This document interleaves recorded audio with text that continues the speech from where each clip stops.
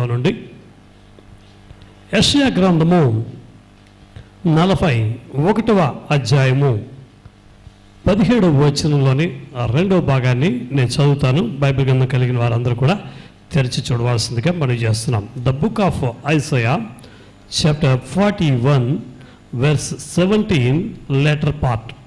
యెహోవా అను నేను వారికి ఉత్తరం ఇచ్చేదను, ఇశ్రాయేలు దేవుడినైన నేను వారిని విడనాడను.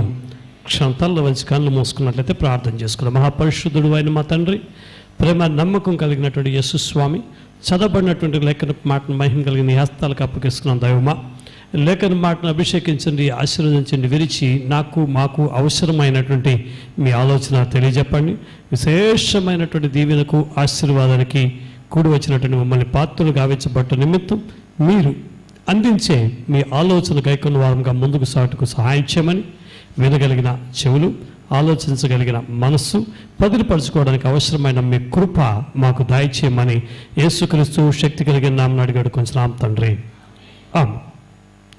నా ప్రియమైనటువంటి దేవుని బిడ్డలారా, ఈ దినాన అందించవలసినటువంటి దైవ వర్తమాన నిమిత్తము నిన్నటి దినాన దేవుని యొక్క సన్నిధిలో మొరపెట్టి, స్వామి ఈ రోజున ఉపవాస ప్రార్థన పండుగ సందర్భంగా, ఉపవాస ప్రార్థన దిన సందర్భంగా సంఘానికి ఏం చెప్పమంటావు, ఏం అందించమంటావు అని దేవాది దేవుని యొక్క సన్నిధిలో నేను కోరినప్పుడు దేవుడు నాకు ఈ మాట నాకు జ్ఞాపకం చేశాడు.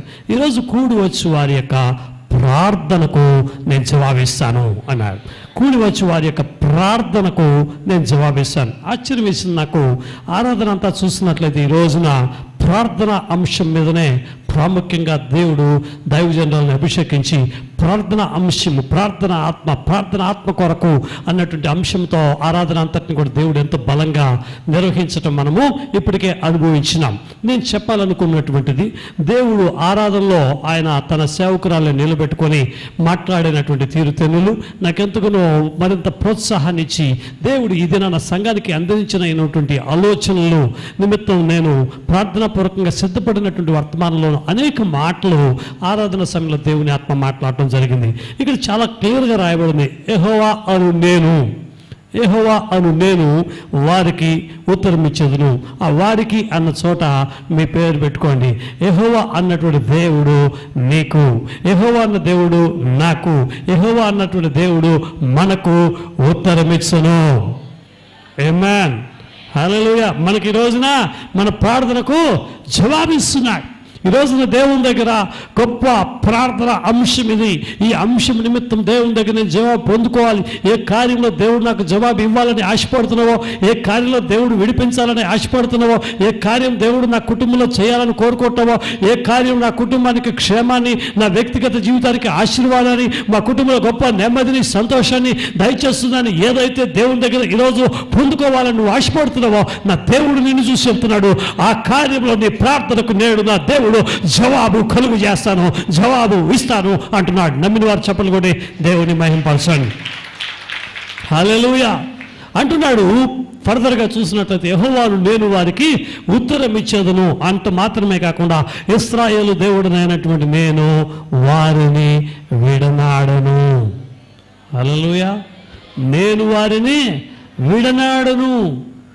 నా ప్రియమైనటువంటి దేవుని బిడ్డలారా, చాలా సందర్భాల్లో మనం చూసినట్లయితే మనకు సంభవిస్తున్నటువంటి అనేక విధములైనటువంటి కష్టాలు, మనకు సంభవిస్తున్నటువంటి అనేక విధమైనటువంటి శోధనలు, ఈరోజు ఇది జరుగుతుంది అనుకున్నప్పుడు ఆ రోజు జరగకపోతే గొప్ప డిసప్పాయింట్మెంట్, ద గ్రేట్ ఒక నిరుత్సాహం. ఈరోజు ఏదో పొందుకుంటాం, ఈరోజు ఏదో అందుకుంటాం, ఈరోజు ఎదురు చూస్తుంది నాకు వచ్చే తీరుతుంది అనుకున్నప్పుడు అందకపోగా అక్కడ వ్యతిరేకంగా సంభవించినప్పుడు ఎంత నిరుత్సాహం. అసలు దేవుడు ఉన్నాడా, అసలు దేవుడు నా ప్రార్థన ఆలకిస్తున్నాడా, మరి నా పరిస్థితులు ఏంటి ఇలా ఉన్నాయి, ఇప్పుడు వస్తుంది అనుకున్నానే నాకు జరగలేదే, ప్రార్థన చేసేనే దేవుడు ఇస్తాడని నేను అనుకున్నానే, మరి నాకు ఎందుకు అందలేదు అన్నటువంటి సందర్భాలు మన జీవితంలో అనేక సంభవిస్తున్నాయి. ఈ నెలైనా ఈ కార్యం జరగకపోతుందా, ఈ వారమైనా దేవుడు ఇది చేయకపోతాడా, కనీసం ఈ రోజైనా ఇది ఇవ్వకపోతాడా అని అనేక విషయాల్లో మనము ఎదురు చూసి మోసగించబడినటువంటి, వంచబడినటువంటి, లేక నిరుత్సాహపడినటువంటి సందర్భాలు మన జీవితంలో అనేకం సంభవిస్తూ ఉండి ఉంటాయి. అయితే నా దేవుడు చెప్తున్నాడు, ఇశ్రాయేలు దేవుడైనటువంటి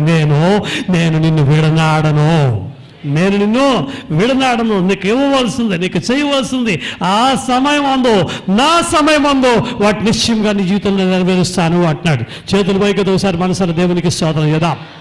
జాగ్రత్త గమనించినట్లయితే ఈరోజు వర్తమానము దేవుడు అంటున్నాడు, నీ ప్రార్థన ఆలకించే దినం ఈరోజు.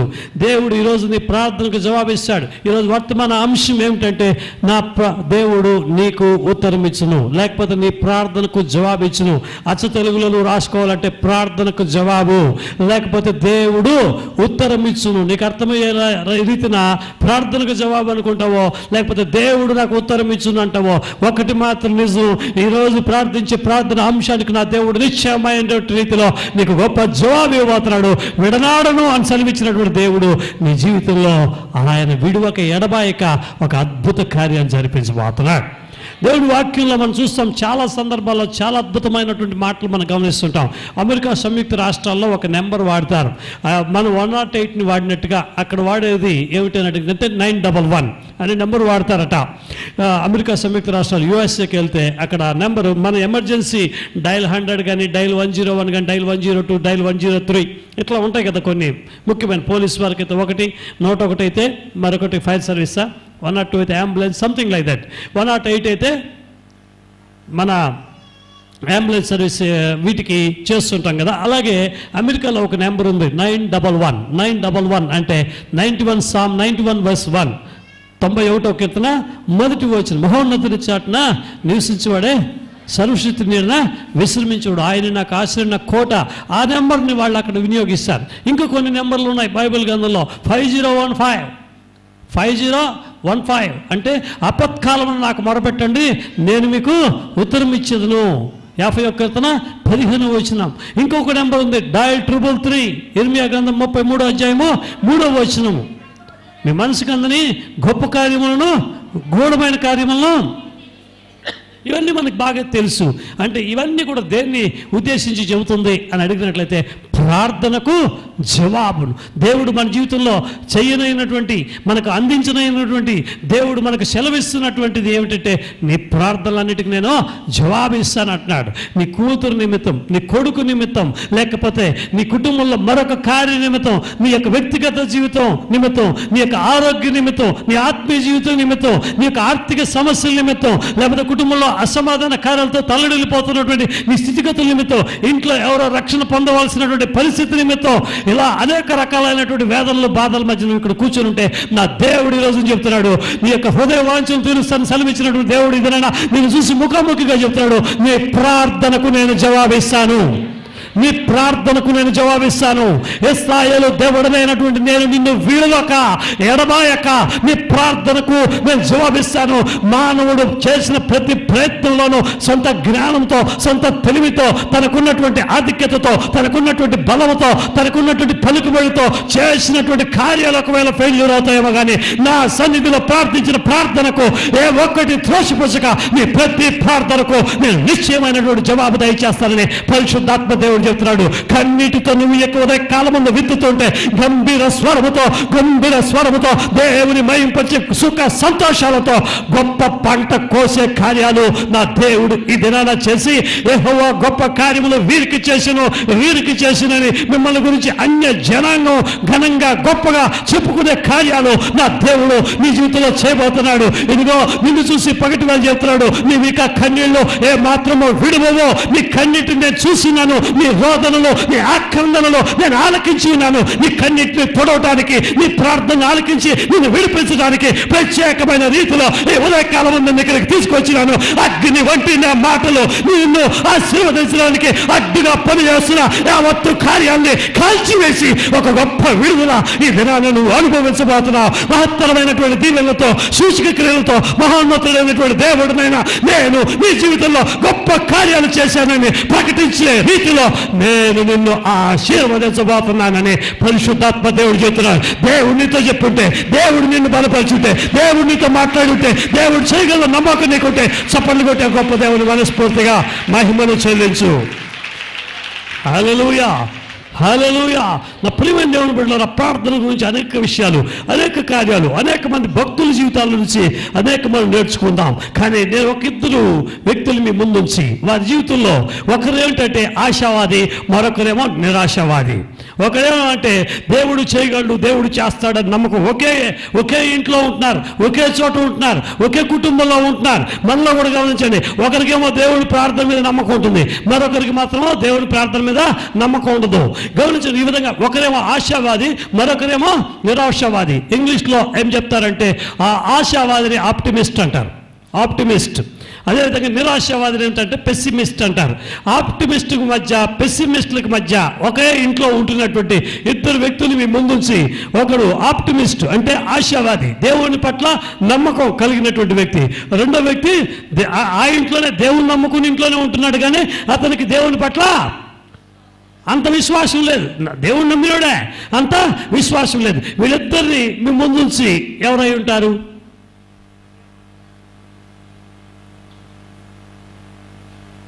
చెప్తే మరొక బహుమతి.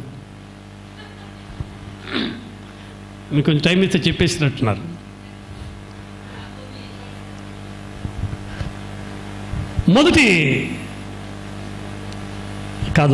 రెండు రాజుల గ్రంథము 6వ అధ్యాయంలో చూస్తే వీళ్ళిద్దరు కనబడతారు. ఎవరు వీళ్ళిద్దరు అంటే గురు శిష్యులు. ఎవరంటే ఎలీషా మరియు అతని పనివాడు ఇద్దరు కనబడతారు. మీరు ఎవరు చెప్పలేరులే, అందుకని నేను చెప్పా. ఒక ఇంట్లో అన్నా, కుటుంబం అని చెప్పలా. మళ్ళా కావాలంటే రివైండ్ చేసి వినండి వీడియోలో. ఒక ఇంట్లో ఒకే చోట ఉంటున్నటువంటి అన్న చెప్పుకుంటూ వచ్చాను. ఇక్కడ చూసినట్లయితే ఇద్దరు కనబడతారు మనకు, ఒక గురు శిష్యులు కనబడతారు. వీళ్ళిద్దరు ఎవరు అని అడిగినట్లయితే గురువు గారేమో ఎలీషా, శిష్యుడేమో అతని పనివాడు. గమనించండి, వీరిద్దరి మధ్యలో, ఆ శిష్యుల మధ్యలో ఒక సంభాషణ, ఒక సంభవం. గెహజీ అన్నటువంటి పనివాడు అంటే ఎలీషా యొక్క దాసుడు. ఎలీషా ఏమో దేవుని యొక్క శక్తి సామర్థ్యాలని, దేవుని యొక్క ప్రణాళికల్ని, దేవుడు చేయగలిగిన కార్యాలంతటి కూడా ఎరిగినటువంటి వాడు. రెండో వాడేమో ఇతను కూడా దేవుని యొక్క నమ్ముకున్నాడే, అయితే దైవ సేవకుడిని నమ్ముకున్నాడు. వీడు దైవ సేవకునితో పాటు ఉన్నటువంటి వాడు. అతను కేవలం దేవుని శక్తి సామర్థ్యాలు మాత్రం కాకుండా పరిస్థితులను చూసి ఆ పరిస్థితులకు ప్రభావితమైనటువంటి వ్యక్తిగా కనపడతాడు. సాధారణంగా గమనించినట్లయితే ఇక్కడ ఈ యొక్క వాక్య భాగంలో 6వ అధ్యాయము 8వ వచనం నుండి 20వ వచనం వరకు జరిగినటువంటి సంభవాల నుండి కొన్ని విషయాలు మీతో పంచుకుంటాను. 8 నుండి 20 వరకు మీరు కానీ మొదటి మూలవాక్యం ఎవరు మర్చిపోకండి. యెహోవా మీకు ఉత్తరం ఇచ్చును. ఈరోజు దేవుడు మీకు జవాబు ఇస్తున్నాడు. ఆ విషయం మర్చిపోకండి. ఎంతమంది జవాబు పొందుకోవాలనుకుంటారు? God is going to answer your prayer this morning my dear. ఈ రోజున దేవుడు మీ ప్రార్థనకు దేవుడు జవాబు ఇవ్వబోతున్నాడు. ఇక్కడ చూసినట్లయితే సాధారణంగా భయంకరమైనటువంటి పరిస్థితుల్లో మనుషులమైనటువంటి మనకు సంభవిస్తున్నటువంటి అనేక శోధనలు, మనకు సంభవిస్తున్నటువంటి అనేక ఆర్థిక సమస్యలు, వ్యాధి, బాధ, కుటుంబంలో నల్లత, ఒక్కొక్కటి ప్రతిదీ కూడా వ్యతిరేకంగా ఉంటే, ప్రతిదీ కూడా మన కుటుంబంలో వ్యతిరేకంగా ఉంటే దేవుని యొక్క శక్తిని, దేవుని యొక్క సామర్థ్యాన్ని, దేవుడు చేయగలిగినటువంటి కార్యాలని మనం చూడలేకపోతుంటాం. ఇక్కడ కూడా దేవుని కార్యాలు చూడలేకుండా పోతున్నటువంటి పరిస్థితి ఒకరి జీవితంలో కనబడుతుంది. అయితే అదే పరిస్థితుల్లో కూడా వ్యతిరేకంగా అన్నీ ఉన్నప్పటికీ కూడా ఒకరు మాత్రం దేవుని యొక్క శక్తిని, ఒకరు మాత్రం దేవుని యొక్క సామర్థ్యాన్ని, ఒకరు మాత్రం దేవుడు చేయగలిగిన కార్యాలంతటినీ కూడా నమ్మకంగా కలిగినటువంటి వ్యక్తిని మనం చూస్తుంటాం. ఇక్కడ గమనించండి, విశ్వాసంలో ఏం జరుగుతుందో చూడలేనటువంటి వారిని ఉద్దేశించి పరిశుద్ధాత్మ దేవుడు చెప్తున్నాడు, మీకు వ్యాధి, బాధ, అత్యంత ఒత్తిడి, అవసరత, శ్రమలు, ఇటువంటి పరిస్థితుల్లో మీ విశ్వాసం మరింత ఎక్కువగా పెరిగి దేవుని కార్యాలు చూడగలగాలి, దేవుని యొక్క శక్తి మీద ఆధారపడాలి అన్నటువంటి విషయాన్ని దేవుడు తెలియజేస్తూ, ఆ విధంగా దేవుని కార్యాలు చూడగలిగినప్పుడు, దేవుని మీద విశ్వాసంతో ఒత్తిడిని అధిగమించి దేవుని మీద మరింత నమ్మకం కలిగినప్పుడు దేవుడు మన ప్రార్థనలన్నిటికీ జవాబు దయచేస్తాడు. ఇశ్రాయేలు దేవుడు అయినటువంటి దేవుడు నీతో, నాతో, మనతో విడనాడక ఉంటాడు అన్నది మనం గుర్తించవలసినటువంటి సత్యమైనది. జనరల్గా మనం శ్రమ దినాల్లో ఏం చేస్తామంటే అప్పటిదాకా కొంచెం బాగుంటే దేవుడి దగ్గర ఆధారపడతాం, దేవుడిని అడిగి తీసుకుంటాం. కొంచెం ఏదైనా షేక్ అయితే, కొంచెం ఏదైనా ఇబ్బంది వస్తే వెంటనే ప్రార్థన మానేసి పరిస్థితులను చూసి మనుషుల దగ్గరికి వెళ్ళి వాళ్ళు సాయం చేస్తారా, వీళ్ళు సాయం చేస్తారా, వీళ్ళు హెల్ప్ చేస్తారా, వాళ్ళు హెల్ప్ చేస్తారా అని, లేకపోతే మనకున్నటువంటి మంచి జ్ఞానాన్నంతా రంగరించి కుమ్మరించి చక్కగా ఏ విధంగా డబ్బు తెస్తే ఈ అప్పు తీరుతుంది, ఏది తాకట్టు పెడదాం, ఎవరి దగ్గర చేబదులు తీసుకుందాం, ఎవరి దగ్గర అప్పు చేద్దాం, ఎవరికి ఏం మాట చెప్దాం, ఇలా ఆలోచిస్తూ ఉంటారు. కానీ వీటన్నిటినీ అధిగమించి మనకు సహాయం చేయగలిగినటువంటి దేవుని వైపు చూడలేకుండా పోతాం. ఈ రోజున పరిశుద్ధాత్మ దేవుడు నీ కుటుంబంలో చాలా రోజులుగా ఏదో విషయం నిమిత్తం ప్రార్థన చేస్తున్నాం, ఏదో ఒక విషయంలో తల్లడిల్లిపోతున్నాం, ఏదో విషయంలో సమస్యతో సతమతం అవుతున్నాం. ఈ రోజున దానిని అధిగమించి జయమును పొందుకోవడానికి దేవాది దేవుడు నీకు కలుగు చేసే లేక ఇవ్వబోయే ఆ జవాబులు ఈరోజు విడనాడక నీతో ఉంటానని సెలవిచ్చినటువంటి ఇశ్రాయేలు దేవుని యొక్క శక్తిని నువ్వు అనుభవించబోతున్నావు. చేతులు పైకి ఒకసారి దేవాది దేవునికి స్తోత్రం చేద్దామా. హల్లెలూయా.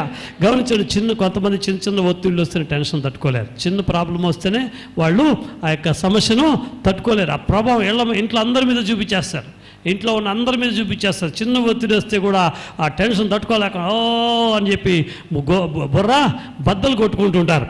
జాగ్రత్తగా చూసినట్లయితే నా ప్రియమైన దేవుని బిడ్డలారా, జీవితంలో ప్రతి సవాలు కూడా, ప్రతి సమస్య కూడా, ఒక సవాలు విసే సమస్య కూడా, అంటే ఒక ఛాలెంజింగ్ ప్రాబ్లం ఎట్లుంటుందంటే, సవాలు విసిరే సమస్య ఏం చేస్తుందంటే దేవుని యొక్క శక్తి సామర్థ్యాలు నీలో నిరూపించటం కోసమే దేవుడు వాటిని అనుమతిస్తాడు. ఒక సవాల్తో కూడినటువంటి ఒక సమస్య, ఎలా వస్తారో బయటకి అంటే అలాంటి సందర్భంలో ఎలా వస్తావో చూడు అని దేవుని యొక్క శక్తిని మీద కమ్ముకొని అలా బయటకు తీసుకొస్తుంది. ఆ విధంగా ఈరోజు చాలామంది ఒక సమస్య రాగానే, ఒక సవాల్తో కూడినటువంటి ఒక సమస్య రాగానే ఈరోజు దేవుని యొక్క శక్తిని చూడలేక, దేవుని యొక్క శక్తి సామర్థ్యాల మీద ఆధారపడలేక జరిగినటువంటి బలహీనతలో కానీ, సంభవించినటువంటి వ్యాధిలో కానీ, ఎదురు చూడకుండా సంభవించినటువంటి స్థితిగతుల్లో కానీ మనం తల్లడిల్లిపోతూ ఉంటాం. ప్రార్థన ఒకవైపు చేస్తానంటాం, అయితే ఆ ప్రార్థనలో పవర్ ఉండదు, ఆ ప్రార్థనలో శక్తి ఉండదు. కేవలం నోటి మాటలతో ప్రార్థన చేస్తుంటాం. లీటర్లుగా కన్నీరు కూడా వస్తూ ఉంటుంది, బాటిలో బిందె పెట్టుకుంటూ నిండిపోతూ ఉంటుంది. అయినప్పటికీ కూడా ఆ ప్రార్థన దేవుని దగ్గరికి చేరవు. ఎందుకంటే నువ్వు ప్రార్థన చేస్తున్నటువంటి ప్రార్థన బలము కన్నా, ప్రార్థనా శక్తి కన్నా నిన్ను కృంగతీస్తున్నటువంటి ఆ శక్తి ఎక్కువగా నీ మీద పనిచేస్తూ ఉంటుంది. అందువల్ల నువ్వు సరిగా ప్రార్థన చేయలేకపోతుంటావు. ప్రార్థన చేస్తున్నట్టు నువ్వు అనుకుంటూ ఉంటావు, అది జవాబు కలుగు చేసే ప్రార్థన కానే కాదు. అలాంటి జవాబు కలుగు చేసే ప్రార్థన ఈరోజు యెహోవాను నేను వారికి ఉత్తరం ఇచ్చిన సెలవిచ్చినటువంటి దేవుడు నీ ప్రార్థనకు జవాబు ఇచ్చే రీతిలో నువ్వు ప్రార్థించాలంటే, అంటే జవాబు పొందుకోవటం ఎలా అన్నది దేవుడి రోజు నీకు నేర్పించబోతున్నాడు. ఎంతమంది జవాబు పొందుకోవాలని ఇష్టపడుతున్నారు? హల్లెలూయా. ఇక్కడ చూసినట్లయితే 6వ అధ్యాయం 2 రాజుల గ్రంథంలో మనం చూసినట్లయితే 8 నుండి 20 వచనాల లోపలే కొన్ని ముఖ్యమైన విషయాలు మీతో పంచుకోబోతున్నాను. ఎలీషాకు బాగా తెలుసు దేవుని గురించి, గెహాజీకి కూడా తెలుసు దేవుని గురించి. అయితే ఎలీషాకు తెలిసినంతగా గెహాజీకి తెలియదు, ఎలీషాకు తెలిసినంతగా గెహాజీకి తెలియదు. ఎలీషా నమ్మినంతగా అతని పనివాడు నమ్మటం లేదు. ఈరోజు కూడా నువ్వు ఎలీషా ఏ విధంగా అయితే నమ్మాడో, ఎలీషా ఏ విధంగా అయితే ప్రార్థన చేశాడో, ఎలీషాకి ఏ విధమైతే నమ్మకం ఉందో ఆ విధమైన నమ్మకం, ఆ విధమైన ప్రార్థన, ఆ విధమైనటువంటి ఎదురు చూపుంటే దేవుడు, ఎలీషా దేవుడు నీకు దేవుడు అయినాడు, ఎలీషా దేవుడు నాకు దేవుడు అయినాడు, ఎలీషా దేవుడు మనకు దేవుడు అయినాడు. ఆయన మన ప్రార్థనలన్నిటికీ ఈరోజు నా జవాబు ఇస్తాడు. ఆమేన్. సంతోషంగా చెప్పండి ఆమేన్. హల్లెలూయా. మొట్టమొదటిగా నా ప్రియమైనటువంటి దేవుని బిడ్డలారా, దేవుడు మన ప్రార్థనకు జవాబు ఇవ్వాలి. మనం ఇందాక చాలా మాటలు విన్నాం, ఆపత్కాలంలో నాకు మొరపెట్టండి. ఇక్కడ కూడా చూసి ఒక ఆపద వచ్చింది, ఇక్కడ కూడా ఒక సమస్య వచ్చింది. ఏమిటి ఆ సమస్య అని అడిగినట్లయితే చూడండి 15వ వచనంలో, దైవజనుడైన అతని పనివాడు పెందలకడ గమనించండి, అతను బాగా చదవాలి స్పష్టంగా మెల్లగా. దైవజనుడైన అతని పనివాడు పెందలకడ లేచి బయటికి వచ్చినప్పుడు గుర్రములను రథములను గల సైన్యము పట్టణమును చుట్టుకొని ఉండుట కనబడెను. అంతటా అతని పనివాడు అయ్యో నా చదవాలి, అయ్యో పోయిందే, అయ్యో 25,000 పోయిందే, అయ్యో అలా అలా నా ఏలినవాడా. నేనేం చెప్పాలా, చదవమన్నా. అయ్యో కుయ్యో అన్నట్టుంది, బాగా నా మళ్ళా మొదటి నుంచి అయ్యో దగ్గర నుంచి.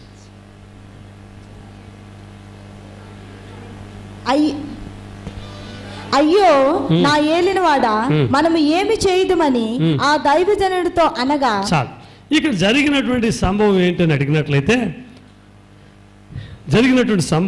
అడిగినట్లయితే ఎలీషా ఇశ్రాయేల్ రాజుతో ఉన్నంతకాలం ఇశ్రాయేల్ ప్రజలు గెలుస్తున్నారు.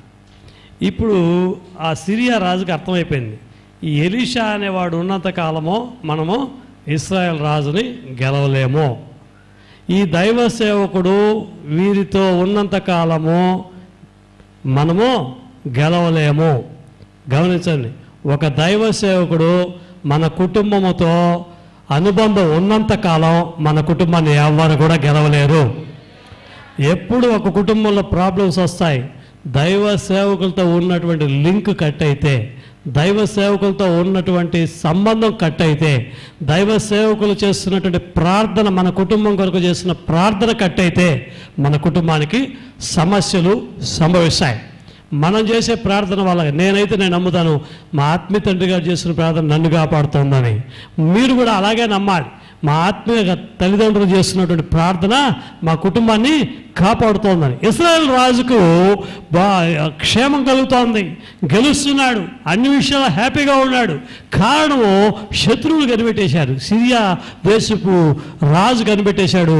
ఇతను ఉన్నంత కాలము వీళ్ళు గెలుస్తూనే ఉంటారు, వీళ్ళని గెలవటమో మనకు సాధ్యం కాదని వాళ్ళు ఏం చేశారంటే, మొదటిగా ఈ ఎలీషాని కానీ మనం చుట్టుముడితే, ఎలీషాని కానీ మనం బంధిస్తే, ఎలీషాతో ఉన్నటువంటి వాటిని కానీ బంధిస్తే, ఆ తర్వాత ఇశ్రాయేల్ రాజును చాలా సులభంగా గెలవచ్చు అన్నటువంటి ఆలోచన కలిగినటువంటి వారుగా ఏం చేశారంటే, సిరియా దేశపు రాజు తన సైన్యాన్ని అంతా కూడా పంపించి ఎలీషా ఉంటున్నటువంటి ఇంటి దగ్గర చుట్టుముట్టేశారు.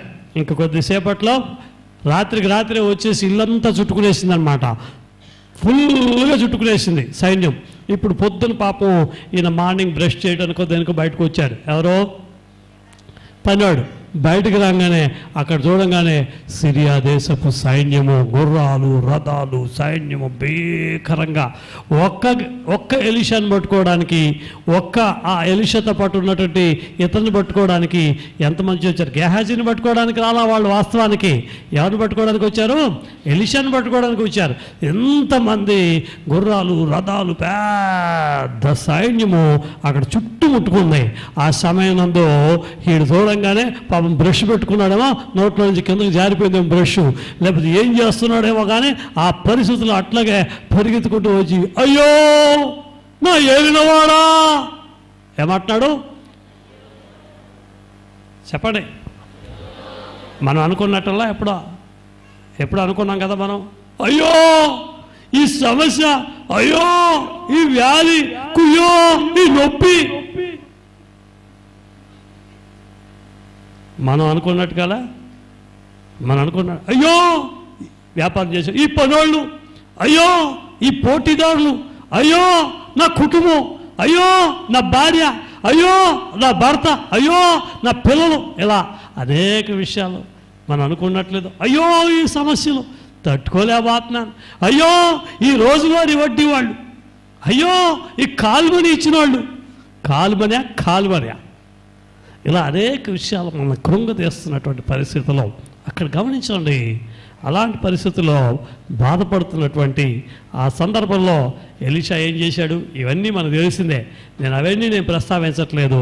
అయితే అక్కడ జరిగినటువంటి కార్యంలో గొప్ప జయాన్ని పొందుకున్నారని మనకు తెలుసు. గొప్ప జయాన్ని పొందుకున్నారు. సిరియా సైన్యం అడ్రస్ లేకుండా పోయిందన్న సంగతి మనకు తెలుసు. ఈ ఎలీషాను బంధించలేకపోయారన్న సంగతి కూడా తెలుసు. అయ్యో అని ఏడ్చినటువంటి వాడికి ధైర్యం వచ్చిన సంగతి కూడా తెలుసు. ఈరోజు కూడా నువ్వు అయ్యో నా పరిస్థితులు, అయ్యో నా అప్పులు, అయ్యో నా పిల్లలు, అయ్యో నా కుటుంబం, అయ్యో ఏదైతే బాధపడుతున్నావో వాటిల్లో దేవుడు విడిపిస్తాడని గొప్ప ధైర్యాన్ని కలిగజేసే ఒక అద్భుత దృశ్యాన్ని దేవుడు నీకు చూపించబోతున్నాడు. దేవాది దేవుడు చేయబోయే ఒక మహత్తరమైన కార్యాన్ని దేవుడు నీకు చూపించబోతున్నాడు. ఒక అద్భుత కార్యం నీ కుటుంబంలో జరగబోతుంది. ఆ కార్యం ఏమిటో దేవుడి పగటి వేళ నీకు చూపించబోతున్నాడు. హల్లెలూయా. ఒక మహా అద్భుత కార్యము చూడటానికి ముందు, నీ ప్రార్థనకు దేవుడు జవాబు ఇవ్వటానికి ముందు, ఆపత్కాలంలో, శ్రమల్లో, శోధనలో, వేదనలో బాధపడుతున్నటువంటి నీకు నా దేవుడు జవాబిచ్చి నేను విడిపించడానికి ముందు నువ్వేం చేయాలో దేవాది దేవుడు నీకు నేర్పిస్తున్నాడు. మొట్టమొదటిగా చూసినట్లయితే చదువుకుందాం 8 నుండి 10 వచనాల వరకు. సిరియా రాజు ఇశ్రాయేలుతో యుద్ధము చేయవలెనని కోరి తన సేవకులతో ఆలోచన చేసి ఫలాని స్థలమందు మన దండు పేట ఉంచుదమని చెప్పాను. అయితే ఆ దైవజనుడు ఇశ్రాయేలు రాజునకు వర్తమానము పంపి, ఫలాని స్థలమునకు నువ్వు పోవద్దు, అచ్చటికి సిరియనులు వచ్చి దిగియున్నారని తెలియజేశాను గనుక ఇశ్రాయేలు రాజు దైవజనుడు తనకు తెలిపి హెచ్చరిక చేసిన స్థలమునకు పంపి సంగతి తెలుసుకొని తన వారిని రక్షించుకొని ఇలాగున మాటి మాటికి జరుగుచు వచ్చినందున జాగ్రత్తగా గమనించండి. మొట్టమొదటిగా మన ప్రార్థనకు దేవుడు జవాబు ఇవ్వాలి. మన జీవితంలో మనం అనుభవిస్తున్న సమస్యల్లో సమస్యలు బాగా వినాలమ్మా. ఏదో చూడండి, ఏదో వచ్చాం, 4 మాటలు విన్నాం, అందరూ కలిసి తిరుపతిలో బోడిగుండోడా అన్నట్టుగా చేతులు పైకెత్తాం, ప్రార్థన చేసుకున్నాం, వెళ్ళిపోయామంటే ఏ ప్రయోజనం లేదు. దేవాలయానికి వస్తే ఒక నిశ్చయంగా నేను ఏదో ఒకటి పొందుకునే వెళ్తానని నమ్మకంతో రావాలి. మనం మా ఆత్మీయ తండ్రి గారి దగ్గర మేము నేర్చుకుంది అదే. వచ్చిన వాళ్ళకి ఒక దీవెన అందించి పంపించడం కోసమే దేవుడు మిమ్మల్ని నిలబెట్టాడు, దేవుడు మిమ్మల్ని ఎన్నుకున్నాడు. నిశ్చయంగా ఒక జవాబు పొందుకుని వెళ్ళాలి. ఈ రోజున ఏదో వచ్చాం వెళ్ళేవాటి ఏముంది? ఒక వ్యాపారం చేసుకునే రోజు ఒక షాపు కట్టేసి వస్తే ఒక 1000, 2000, 5000 వ్యాపారం దెబ్బతింటుంది. ఈ టైంలో ఇంట్లో ఉండి ఆ పనులు ఈ పనులు చేసుకుని మీరు దాన్ని మానుకుని వస్తే మళ్ళీ మధ్యాహ్నం రాత్రి వెళ్ళి దాన్ని కొనసాగించాలి. మీరు వేటినైతే విడిచిపెట్టి వచ్చారో వాటికి 100 రెట్లు దేవుడు దీవెనలు అందించడం కోసమే దేవాలయానికి మనం వస్తున్నాం. ఆ విషయం మనం గుర్తుపెట్టుకోవాలి. 100 folds when you lose something for the sake of the Lord, దేవుడి కొరకు నువ్వు ఒకటి కోల్పోతే దేవుడు 100 ఇస్తాడు నీకు. ఆ నిశ్చయత్వం, నమ్మకం నీకు ఉండాలి. లేకపోతే నో యూస్, వచ్చి కూర్చోవడం వల్ల ఏం ప్రయోజనం లేదు. ఈరోజు నీ ప్రార్థనకు దేవుడు జవాబిస్తానన్నాడు. యెహోవాను నేను వారికి ఉత్తరం ఇచ్చేదను. ఆమేన్. ఇశ్రాయేలు దేవుడైన నేను వారిని విడనాడను. ఈ మూల వాక్యాన్ని ఎవరు మర్చిపోకండి. ఇక్కడ చూస్తున్నట్లయితే ఇశ్రాయేలు రాజు మాటికి గెలుస్తూ వచ్చాడు. చెప్పండి, మాటికి గెలుస్తూ వచ్చాడు. ఒక విషయం మనం ఎప్పుడు గుర్తుపెట్టుకోవాలి. ఏదేని ఒక సందర్భం, ఏదేని ఒక పరిస్థితి, ఏదేని ఒక సమస్య, ఏదేని ఒక శోధన, ఏదేని ఒక వ్యాధి, ఏదేని ఒక బాధ, ఏదేని మనల్ని కృంగదీసే కార్యాలు వచ్చినప్పుడు గతంలో దేవుడు మాటికి మనల్ని కాపాడినటువంటి వాటిని జ్ఞాపకం చేసుకోవాలి. ఎంత అద్భుతంగా రోజు కాపాడాడు, ఎంత అద్భుతంగా రోజు విడిపించాడు, ఎంత అద్భుతంగా రోజు స్వస్థపరిచాడు, ఎంత అద్భుతంగా నా అవసరతలు సంధించాడు, ఎంత అద్భుతంగా దేవుడు నా ప్రాణాన్ని కాపాడాడు, ఎంత అద్భుతంగా నాకు జవాబిచ్చాడు, ఎంత అద్భుతంగా నా కొరకు నిలబడ్డాడు, ఎంత అద్భుతంగా నన్ను తప్పించాడు, ఎంత అద్భుతంగా నాకు కావాల్సింది అందించాడు, ఎంత అద్భుతంగా. గమనించండి, ఎప్పుడు కూడా జీవితంలో మనము ప్రార్థన యందు నమ్మకత్వం కలిగి, ప్రార్థన యందు మరింత విశ్వాసంతో, మన స్థితిగతులు అన్ని వ్యతిరేకంగా ఉన్నప్పటికీ కూడా వాటిని చూసి మనం కృంగిపోకుండా, భయపడకుండా, కలవరపడకుండా, కన్నీరు విడకుండా ఉండాలి అంటే గతంలో దేవుడు చేసినటువంటి వాటిని మనము జ్ఞాపకం చేసుకోవాలి. సదా మనం జ్ఞాపకం చేసుకోవాలి. ఎలాంటి పరిస్థితులు ఉండేదండి. కేజీ బియ్యం డబ్బు పెట్టి కొనుక్కుని వచ్చే రోజులు పోయి ఈరోజు 25 కేజీలు బస్తాలు మా ఇంట్లో 2, 3, 4, 5, 10 నిల్వ ఉంచుకునేటట్టుగా దేవుడు నాకు దయచేశాడే.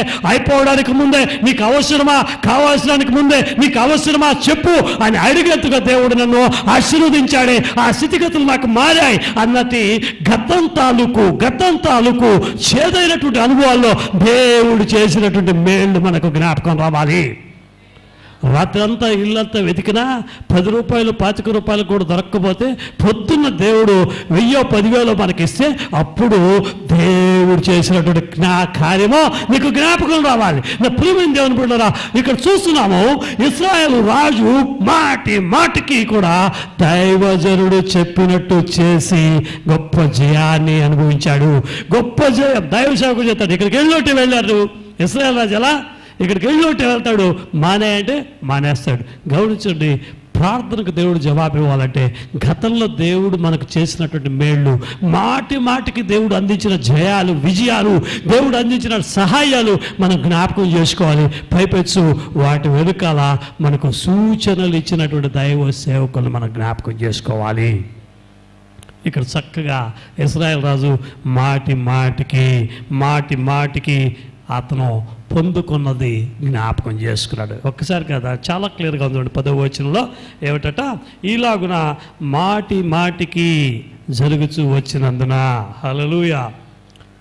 ఫిలిస్తీయుడైనటువంటి గొల్యాతు ఇశ్రాయేలు రాజు అయినటువంటి సౌలును మరి ఇశ్రాయేల్ ప్రజలందరూ కూడా సవాల్ విసిరాడు. అయిపోయారా మీరందరూ, మగాడు అనేవాడు ఒక్కడుంటే రంటారు నా మీదకి, మీ దేశంలో మగాడు అనేవాడు ఎవడున్నా సరే నేను ఒక్కడిని చాలు, మీరందరూ కూడా వద్దురా, ఎవడన్నా ఒక్కడిని పంపించండి, చూద్దాం ఎవరు తేల్చుకుంటే ఎవడు గెలిస్తే వాళ్ళు రెండో వాడికి దాసుడు అయినట్టుగా ఒక ఒప్పందం చేసుకుని ఆ ఫిలిస్తీయుడు అయినటువంటి గొల్యాతు ఆ యొక్క సౌలు మీద సవాలు విసిరినటువంటి పరిస్థితుల్లో సౌలు అంతకుముందు ఎన్నో జయాలు చూసినాడు, ఎన్నో పోరాటాలు గెలిచినాడు, ఎన్నో యుద్ధాలు గెలిచినాడు. సౌలేమే అడ్రస్ లేనివాడేం కాదు, సౌలేమే పరాక్రమం లేనివాడేం కాదు. సౌలు చాలా గొప్పగా నేర్పరి ఎన్నో విషయాల్లో ఎన్నో యుద్ధాల్లో గెలిచినటువంటి వాడు. అయినప్పటికీ కూడా ఆ గొల్యాతు అన్నటువంటి ఫిలిస్తీయుడు విసిరినటువంటి సవాలుకు తల్లడిల్లిపోతుంటే సౌలు దగ్గరికి దావీదు వస్తాడు. ఈ సమయం మనకు అందరికీ తెలుసు, అవన్నీ నేను వివరించిన సమయం కాదు, కానీ దావీదు వస్తాడు. దావీదు వచ్చి, రాజా నాకు ఒక అవకాశం ఇవ్వండి, వాడిని దుమ్ము లేపేస్తా, వాడిని చెత్త కింద కొట్టేస్తా, చంపి పాడేస్తా అని చెప్పడానికి ముందు అంటాడు దావీదు. మొదటి సమూయేలు గ్రంథం 17వ అధ్యాయము 34 నుండి 36వ వచనంలో గతంలో దేవుడు దావీదు ద్వారా ఒక ఎలుగును ఒక సింహాన్ని ఎలా చంపించాడో వాటిని జ్ఞాపకం చేసుకోమన్నాడు. హల్లెలూయా. దావీదు జ్ఞాపకం చేసుకున్నాడు. ఒకసారి ఎలుగు పంట వచ్చిందండి, చీల్చి చెండాడా. ఒకసారి సింహం వచ్చిందండి, చీల్చి చెండాడా. ఎలుగును సింహాన్ని చంపినటువంటి నాకు వీడో పెద్ద విషయం కాదు, వీడో పెద్ద మ్యాటరు కానే కాదు. గతంలో 10,000 రూపాయల సమస్య తీర్చిన దేవుడు, గతంలో 1,00,000 రూపాయల సమస్యను తీర్చిన దేవుడు ఈరోజు నీకున్న ఈ సమస్యను కూడా తీర్చగలడు. గతంలో ఆ వ్యాధిలో నుండి స్వస్థతనిచ్చినటువంటి దేవుడు, గతంలో ఆ ఇబ్బందికరమైన శరీర బలహీనతల నుంచి విడిపించినటువంటి దేవుడు ఈరోజు ఏర్పడిన ఈ వ్యాధిలో కూడా ఆయన విడిపించగలడు. హల్లెలూయా. గతంలో దేవుడు ఏం చేశాడు, గతంలో దేవుడు నీకు ఎలాంటి మేలు చేశాడు, వాటిని మనం జ్ఞాపకం చేసుకోవాల్సినటువంటి వారమై ఉన్నాం. గొల్యాతు అన్నటువంటి భయంకరమైనటువంటి శత్రువు మీదకు దావీదు వెళ్ళటానికి ముందు దావీదు తన జీవితంలో దేవుడు నిర్వహించినటువంటి, తన ద్వారా నిర్వహించినటువంటి అద్భుత కార్యాలు, జయాలు, సింహాన్ని చంపటం, ఎలుగును చంపటం, వీటన్నిటిని కూడా జ్ఞాపకం చేసుకుని రాజు దగ్గర చెప్తున్నాడు. హల్లెలూయా. నా ప్రియమైన దేవుని బిడ్డలారా, ప్రార్థనకు మన జవాబు రావాలంటే ఒకవైపు బలహీనలమై, ఒకవైపు సొమ్మసిల్లిపోతూ దేవుడు ఏమైనా చేయకపోతాడా అని భయపడుతూనే, కృంగిపోతూనే, నలిగిపోతూనే, కన్నీరు విడుస్తూనే, బాధపడుతూనే, ఏమిటో అర్థం కాకుండా ప్రార్థన చేయకూడదు.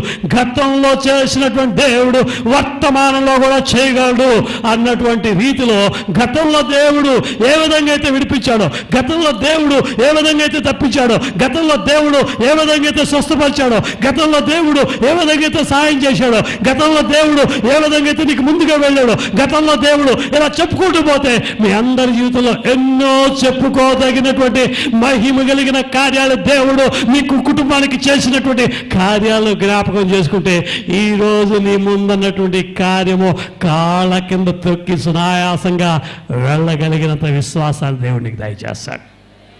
హల్లెలూయా. ఎందుచేత మనం ఎంత బలంగా ప్రార్థన చేసినా, ఎంత కన్నీరు మున్నీరుగా విలిపించి ప్రార్థన చేసినా ఆ ప్రార్థనకు జవాబు రాకపోవడానికి కారణం ఏంటంటే ఆ ప్రార్థనలో పరిపూర్ణమైన నమ్మకం కలిగిన వారంగా ప్రార్థన చేయట్లేదు. శోధనను చూస్తూ, బాధను చూస్తూ, వేదన అనుభవిస్తూ, చుట్టూ ఉన్న పరిస్థితులకే ప్రాధాన్యతనిస్తూ మనం ఏమవుతుందో ఇది అని ప్రార్థన చేస్తే జరగదు. పరీక్షలకు వెళ్ళే ముందు పిల్లలు అనుకుంటారు, ఏమో అందరికీ ఇంటర్మీడియట్ ఎగ్జామినేషన్ కష్టం, అందరికీ ఇంజనీరింగ్ ఎంట్రన్స్ కష్టం, అందరికీ ఒకవేళ సిఏ రాస్తుంది నాన్సీ, లేకపోతే రోజా, ఈ చార్టెడ్ అకౌంటెన్సీ, ఒకవేళ కాస్ట్ అకౌంటింగ్, ఇవన్నీ అందరికీ కష్టం. లోకంలో ఉన్న ప్రతి పరీక్ష అందరికీ కష్టం. అయితే గతంలో నా దేవుడు నీకు కలుగు చేసినటువంటి జయం అది నీది కాదు. గతంలో నా దేవుడు నిన్ను పాస్ చేయించింది, అది నువ్వు పాస్ అవ్వలా. దేవుడు పాస్ చేయించిన ఆ కార్యాలు నీకు నమ్మకుంటే ఈరోజు ఈ తుది పోరులో కూడా దేవుడు నీకు గొప్ప జయాన్ని ఇస్తాడు. ఈరోజు నువ్వు రాయిపోతున్న మార్చి, ఏప్రిల్, మే, జూన్ ఏ రోజు ఎగ్జామ్ రాయిపోతున్నావు నాకు తెలీదు. వాటిల్లో సైతము దేవుడు గొప్ప జయాన్ని దేవుడు నీకు అందించగలడు. ఆ రోజు నా శక్తి కాదు, ఆ రోజు నా బలం కాదు, ఆ రోజు చేయించినటువంటి దేవుడు ఈ రోజు కూడా నాకు చేయించగలడు అన్నటువంటి నమ్మకం మనకు ఉండాలి. హల్లెలూయా. మాటి మాటికి ఇశ్రాయేలు రాజు గెలుస్తూ వచ్చాడు. మాటి మాటికి దావీదు మహాశయుడు అనేక వాటి మీద, క్రూర మృగాల మీద, మనుషులు చీల్చి చెండాడు ఎలుగు సింహాల వంటి మీద ఆయన చక్కగా యుద్ధం చేసి చక్కగా ఒంటి చేత వాటన్నిటి కూడా చీల్చి చెండాడేశాడు. నాకైతే ఆశ్చర్యం వేస్తుంది ఆ మాట చదివిన ప్రతిసారి కూడా. సింహం నోరుని పెట్టుకుని అది చీల్చేసాడట. మన కుక్క నోరు, మన రిక్కి నోరు పట్టుకుంటే భయం వేస్తుంది మాకే. అది ఎంత యజమానైనా కూడా ఒక్కోసారి తిక్కరేగి కరుస్తుందేమో మనకందరికి భయం. చెప్పండి, రిక్కి దగ్గర ధైర్యంగా వెళ్తారు మీరు ఎవరు చెప్పండి? చూడాలి, అప్పుడే సౌండ్ ఇస్తుంది కింద. హ్యాపీగా వెళ్తారు చెప్పండి ఎవరైనా? వెళ్ళినా ఒకటో రెండో ఘాటు పడి ఉంటాయి. ఎంత ప్రేమగా ఉన్నా మాకు కూడా పడ్డాయి 1-2 సార్లు. ఒక సాధారణమైన ఒక ఇంట్లో పెంచుకున్న జాతి కుక్కకి ఈ తిప్పలంటే సింహాన్ని పెంచుకున్నాం అనుకోండి. ఒకవేళ సింహాన్ని పెంచుకున్నాం అనుకోండి, అసలు గేట్ దాటి ఎవరు రారు అసలు. ఇప్పటికీ ఇక్కడ చర్చికి ఎంత పేరు ఉందో రిక్కీకి అంత పేరుంది ఆ ఏరియాలో. ఈ చుట్టుపక్కలంతా పాలోళ్ళు, పేపర్ వాళ్ళు, ఈ చుట్టుపక్కల అపార్ట్మెంట్ వాళ్ళు అందరూ చెప్తారు. నాకు చూసి సార్ అపార్ట్మెంట్లో ఒక ఆయన సెక్రటరీ నాతో మాట, సార్ మీ ఇంట్లో సింహం లాంటి కుక్క ఒకటి ఉందంట కదా సార్, ఒకసారి దూరం నుంచి చూసిపోతాను సార్. అక్కడే పేపర్ వాడు వస్తాడు, పాలు వాడు వస్తాడు, అక్కడే చెప్తాడు, సార్ మీ కుక్కను చూస్తే రాత్రి నిద్ర రాదు సార్ నాకు అంటాడు. ఒక కుక్కకే ఇంత భయపడుతుంటే ఆడు చూడు దావీదు ఏం చేశాడట, సింహం నోటిని, సింహం పిల్ల కాదు, సింహం కొదమ సింహాన్ని అలా చీల్చి చంపి పారేశాడట. గమనించు, అలాంటి కోదమ సింహం లాంటి సమస్యలు ఎన్నో నువ్వు గతంలో గెలిచావు. ఎన్నో గెలిచావు. ఉద్యోగం సద్యోగం లేకుండా, సంపాదన లేకుండా, కుటుంబం అంతా తల్లడిల్లిపోతూ ఏమైపోతుందో పరిస్థితి అనుకున్న ఆ స్థితిగతుల్ని మార్చాడు దేవుడు. వాటిని జ్ఞాపకం చేసుకో. ఈరోజు వచ్చినటువంటి ఈ సమస్యను నా దేవుడు సునాయాసంగా తప్పించగలడు. చప్పలు కూడా సరే దేవునికి మహిమ చెందుదాం. హల్లెలూయా, హల్లెలూయా. ప్రతిసారి కూడా దేవుని మాటను మనం నమ్మాలి. ప్రతిసారి మందిరానికి వచ్చిన ప్రతిసారి కూడా ఒకసారి నమ్మటం ఒకసారి నమ్మకపోవడం కాదు. ప్రతిసారి దేవుడు ఏం చెప్పిన దాన్ని నమ్మితే ప్రతిసారి గెలుపు గుర్రం మందే. ఆమేన్. గెలుపు మందే. రెండోదిగా చూసినట్లయితే అంటే దేవుని క్రియలు, మొదటిగా దేవుని క్రియలు, గతంలో దేవుడు చేసినటువంటి మేళ్ళు మనం జ్ఞాపకం చేసుకోవాలి. వేగంగా ముందుకు సాధారణ 15వ వచనం చదువుదాం. 6:15. దైవజనుడైన అతని పనివాడు పెందలకడ లేచి బయటికి వచ్చినప్పుడు గుర్రములను రథములను గల సైన్యము పట్టణమును చుట్టుకొని ఉండట కనబడను. అంతటా అతని పనివాడు అయ్యో అయ్యో అలా చదవమన్నా, నా ఏలినవాడా మనము చేయుదుమని ఏమీ చేయుదుమని ఆ దైవజనుడితో అనగా అనగా చాలు. రెండోదిగా చూసినట్లయితే నా ప్రియమైనటువంటి దేవుని బిడ్డలారా, ఇక్కడ ఏం కనబడుతుందంటే ఎలీషా యొక్క సేవకుడు, ఎలీషా యొక్క పనివాడు అంటున్నాడు, అయ్యో ఏలినోడా మనం ఏం చేయదు. ఒకసారి భర్త భార్యతో అంటాడు, ఏమ్మా ఏం చేద్దామమ్మా జీతం ఇంతే వచ్చింది అంటాడు. భార్య అంటది, ఏమయ్యా ఇంతే ఉంది డబ్బులు ఏం చేస్తామయ్యా అంటది. వీటన్నిటికి మించి ఎక్స్ట్రా ఫిట్టింగ్లు కొన్ని ఇంట్లో కొంతమందికి కొక్కు దగ్గు వస్తుంది, ఇంకో వ్యాధి వస్తుంది, ఇంకో ఖర్చు వస్తుంది, ఊడు పడతాడు ఎవడో బంధువులు, ఏం అర్థం కాదు.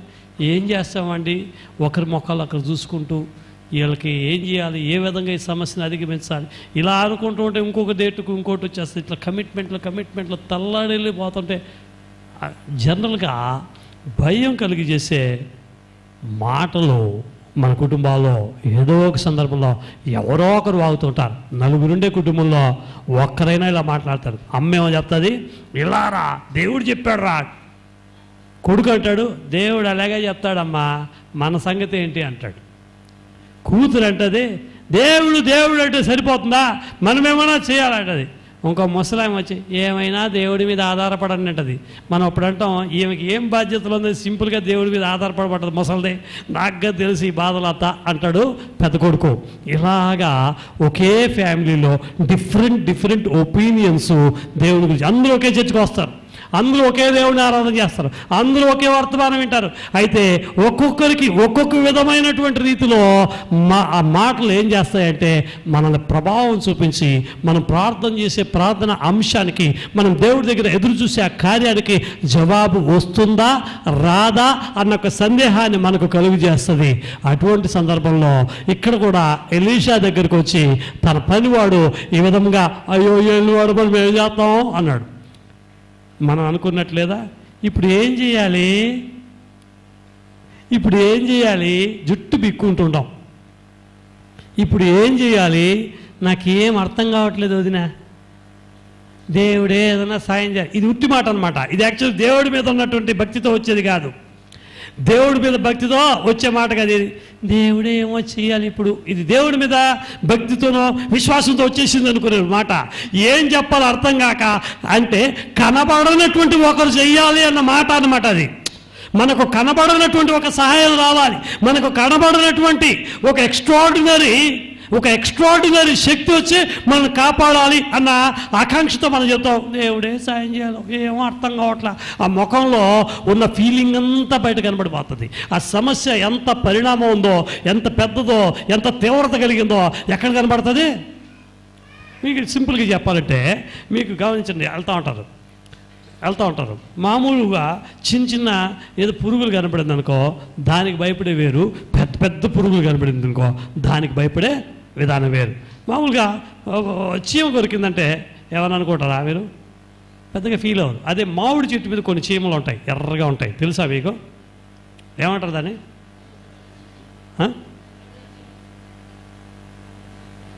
గండు చీమలా?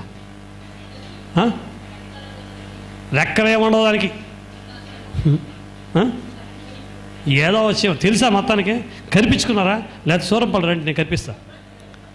గమనించండి, ఈ మామూలు చీమలు కరిస్తే మనకేం కావు, కానీ ఆ మామిడి చెట్టు మీద నుంచి వస్తే చూసారు ఎర్రగా ఉంటుంది, అది పట్టుకుంటే ఎంత పీకినా కూడా ఆ చర్మం మీద గట్టిగా పట్టేసుకుంటుంది.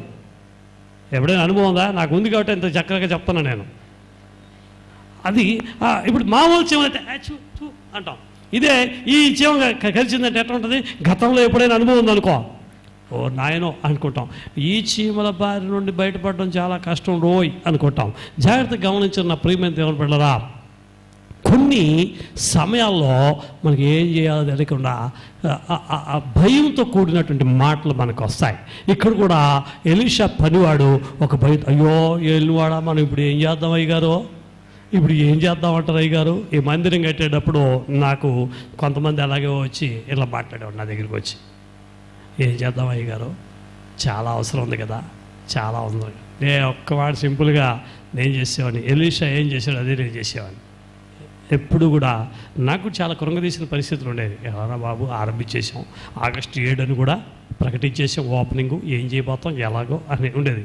చేతిలో ఏమో డబ్బులు లేవు, శనివారం అయితే లక్షలు కావాలి, ప్రతి శనివారం బోల్డ్ అంత డబ్బు కావాలి. శనివారం నేను ఎవరికి కనపడకుండా పోతే బాగుండు ఇట్ అనుకున్నాను అనుకో, మాయమైపోయి నా మాటలు మాత్రం వినబడుతున్నారు. నాకు అప్పుడప్పుడు ఆలోచనలు వచ్చేది. నేను ఇక్కడ కూర్చొని ఆలోచించేవాడిని, నవ్వుకునేవాడిని నాకు నేనే. శనివారం ఎవరికి కనపడిన శ్యాంబాబుకి మాత్రం కనపడకూడదు, శనివారం ఎవరికి కనపడిన సిమెంట్ సప్లైర్కి మాత్రం కనపడకూడదు. నేను ఏమయ్యా శ్రీనివాసు ఎక్కడున్నారండి మీరు? ఇక్కడే ఉన్నానయా. ఏం సార్ మీరు నాకు కనబడలేదు సార్ అన్నట్లాంటి ఇట్లాగ మాయ విద్యలు వచ్చి కనపడకుండా పోతే బాగుండు కొన్ని సమయాల్లో నాకు అలా అనిపించేది. ఇప్పుడు కాదు, ఒకప్పుడు. అయితే ఇక్కడ అయ్యో మనం ఏం చేద్దాం అని అంటున్నప్పుడు జాగ్రత్తగా గమనించండి. ఎలీషా అటువంటి భయము, ఆందోళన, అవిశ్వాసం కలుగజేసే మాటల్ని తిప్పికొట్టాడు. 16వ వచనం చదువుదాం. భయపడవద్దు, మన పక్షమునున్నవారు వారి కంటే అధికులై ఉన్నారని చెప్పి. భయపడద్దురా, మన పక్షాన ఉన్నారు, వాళ్ళకన్నా అధికులై ఉన్నారు. హల్లెలూయా. ఒకనాడు చెప్పండి, చాలా సమస్యలు మనం కృంగదీస్తాయి, చాలా విషయాలు మనం తల్లడిల్లు చేస్తాయి. చాలా విషయాలు ఇందులో నుంచి ఎలా బయటకు వస్తామని మన కుటుంబంలో వాళ్ళే చెప్తారు, ఏకరు పెడతారు. అయిపోయింది బో, నీ కొడుక బాగుపడేది, నీ కూతురా బాగుపడేది, ఇది ఎక్కడ జరుగుతుంది? ఇలాంటి మాటలు బోల్డ్ మంది మాట్లాడతారు. నీ భర్త మాట్లాడతాడు, నీ భార్య మాట్లాడుతుంది, మీ అమ్మ, మీ నాన్న, మీ తమ్ముడు, మీ చెల్లి, ఇంట్లో ఉన్న వాళ్ళందరూ మాట్లాడతారు. దేవుడు చేసేస్తాడా, దేవుడు ఇచ్చేస్తాడా, ఇలాంటి మాట్లాడతారు. అలాంటి మాటలు ఎవరైనా మాట్లాడితే చెప్పు, తిప్పికొట్టు ఆ మాటల్నే తిప్పికొట్టు. నీకు ఉత్తరం ఇచ్చే దేవుడు ఒకడున్నాడు, నీకు జవాబిచ్చే దేవుడు ఒకడున్నాడు, నిన్ను విడిపించే దేవుడు ఒకడున్నాడు, నిన్ను తప్పించే దేవుడు ఒకడున్నాడు అంటున్నాడు. ఎలీషా, భయపడొద్దురా, మన పక్షాన ఉన్నవారు వారి కన్నా అధికులైనటువంటి వారు. హల్లెలూయా. 10,000, 25,000, ₹1,00,000, 10 లక్షలు నిన్ను అప్పు తీర్చమని వచ్చే వారి కన్నా కోట్ల రూపాయలు ఆస్తి కలిగినటువంటి శ్రీమంతుడైన దేవుడు నీకున్నాడు. శక్తిమంతుడైన దేవుడు నీకున్నాడు. వైద్య శాస్త్రమునకు అందనటువంటి మహత్తరమైన కార్యములు చేయగలిగిన బ్రహ్మాండాన్ని నీ ముందు కనపరచగలిగిన యేసుక్రీస్తు ప్రభుల వారి శరీర గాయాల్లో నుండి శ్రమించిన రక్తం నీ కొరకు శ్రమిస్తోంది, నీ వైపు ప్రవహిస్తోంది. అద్భుత స్వస్థతలో అవి చేయగలవు. వేటిని చూసి భయపడుతున్నావు? భయపడే కార్యాలు మన కంటికి కనబడుతున్నా, భయపడే కార్యాలు మనకు వినబడుతున్నా వాటిని త్రిప్పికొట్టాలి. హల్లెలూయా. దావీదు అక్కడదే చేశాడు. ఎందుకు సౌలు గారు మీరు భయపడుతున్నారు? ఎందుకు మీరు భయపడుతున్నారు? It is after all Goliath, after all that fellow. వాడు 7 అడుగుల నుండి 10 అడుగుల నుండి మనల్ని ఏం చేస్తున్నాడు? ఈ సున్నతి లేని ఫిలిస్తీయుడు ఏం చేయగలడు? జీవం కలిగిన దేవునికి వ్యతిరేకంగా మాట్లాడుతున్న వీడు ఏం చేయగలడు? ఒక్క దెబ్బతో వాడి సంగతి తేల్చేస్తాను నేను. మనకు అనిపిస్తుంది, జాగ్రత్తగా అర్థం చేసుకోండి.